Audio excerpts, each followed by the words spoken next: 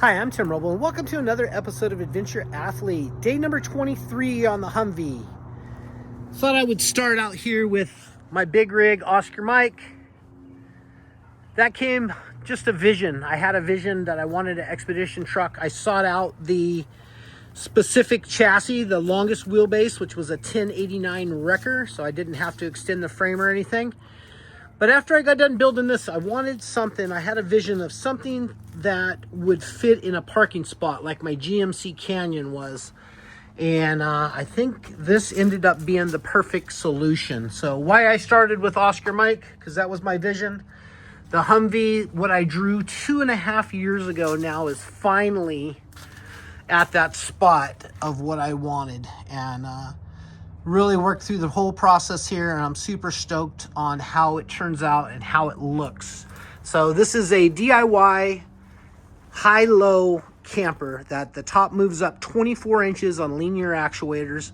So this is its ride height going down the road, and exactly what I wanted. So last couple of days I've been working on fit and finish, getting seats in, getting carpet laid down, just kind of moving through this process, getting things starting to go plumbing, and we're getting ready to work on electrical and start to get everything tied in. So we dropped the top this morning, and that ended up being a little tougher than thought. I'm still working on trying to get it 100% square, and I'm super close. You can kind of see the door openings work really well. I built this thing with 1/2-inch spacers, so there's a 1/2 inch in between both sides.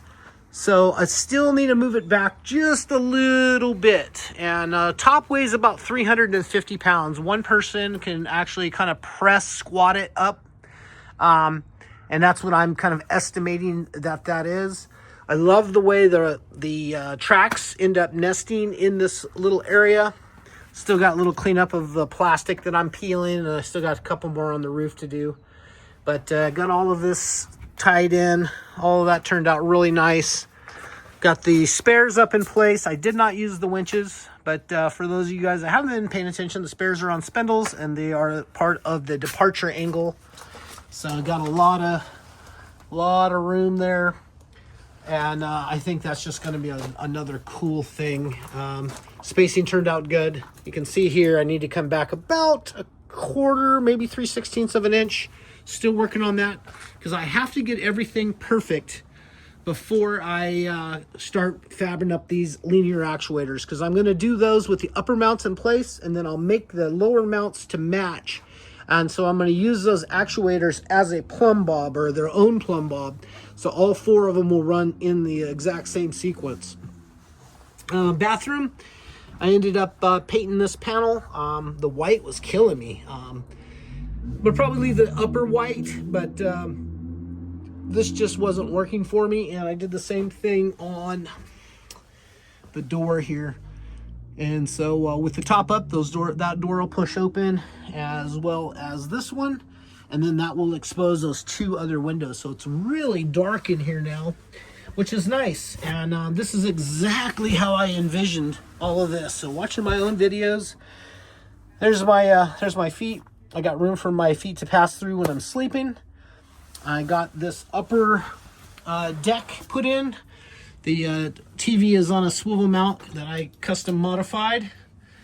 And so that's the upper bed with the top all the way down. So I had thought I was going to have to do a different panel.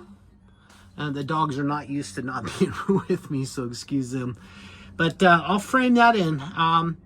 I'll follow that line and then frame that in, and that should turn out really nice. And then so the front panel here will be a flip up. Linear actuators are going to go in here.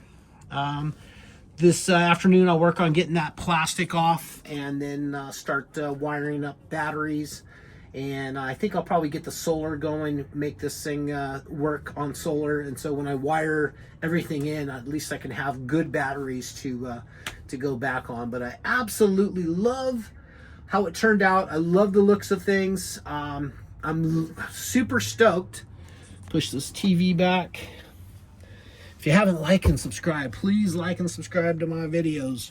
I'm really trying to give you guys good content. I know a lot of you want to see the time lapse and all of that. I just don't have time to do that right now. I'm on a time crunch where I really have about 15 more days to make this thing 100% operational, driving down the road, and I got some work and stuff that I'm going to be handling on the beginning of February.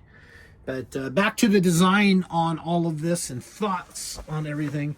Diesel heaters down here. That's nice because that all duct in so it blows up and over on the bed.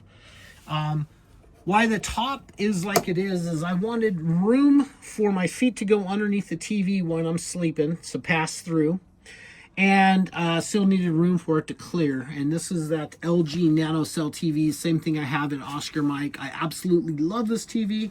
And currently we're running off of Starlink, off of Oscar Mike right now. I'm using my own internet to basically run the TV on a Fire Stick. But TV was one of the things why I wanted it as high as I did in here. And you can kind of see if I sit all the way up, I'm into the top. But just kind of slouched out a little bit. This is totally, you could totally live in it like this and it wouldn't be an issue. But I also wanted the refrigerator and freezer to be able to be loaded while the top is all the way down. Anything, you could still cook. Why I'm thinking of, I am probably going to put a little bit of a wall in here to hang knives and spices and stuff on. But this back wall will be wood. The roof will be wood, so that'll add another probably 100 pounds to the top going up and down. But I think that's going to be just fine. I love how the bathroom turned out. I have this piece of carpet down just as a runner, just not to mess up the other carpet. But bathroom has turned out exactly like I wanted. You can actually sit on the toilet and do what you need to do and have enough room while you're inside here. So like if you were parked trying to do some stealth camping, I'm not sure how stealthy this is, but there's several places that I know that you can pay 25 bucks a night to park overnight, and you could just go in and sleep in your stuff. And there's a lot of van guys that do that, and for me that's a nice trick for being down at the beach. You could possibly take a shower in here sitting down like this, but I think I would worry about the exhaust being this close to the roof. So I think the roof needs to go up to actually take a shower. But other than that, love the unicorn spit. That's turned out really well. I just kind of like the vibe in here. It's exactly that rustic style that I like to build in. And I'm looking forward to the next week or so of getting this top moving up and down. Winches wired.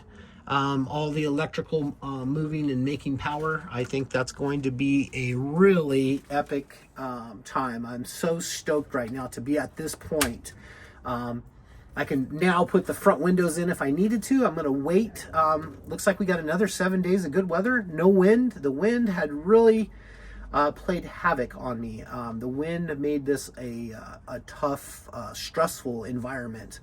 So I'm glad I'm through that spot right now. And with the actuators in, I'll be able to drive it down the street. So I do plan on taking it out, pressure washing everything, detailing it.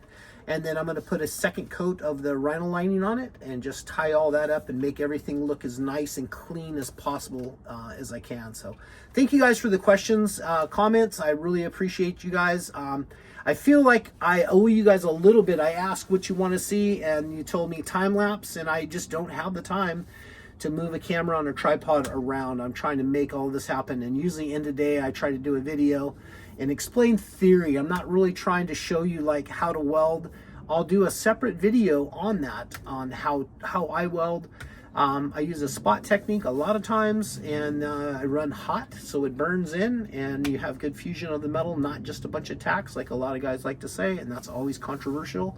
But there's plenty of off-road shops here in SoCal that's the method they use, and Fab Shop or Fab School actually teaches that method.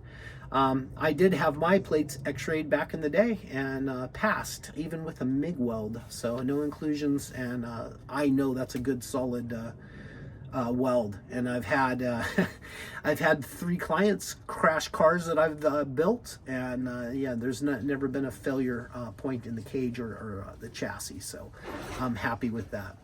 Anyway, that's going to be it for now. Thank you guys for watching. I appreciate each and every one of you guys.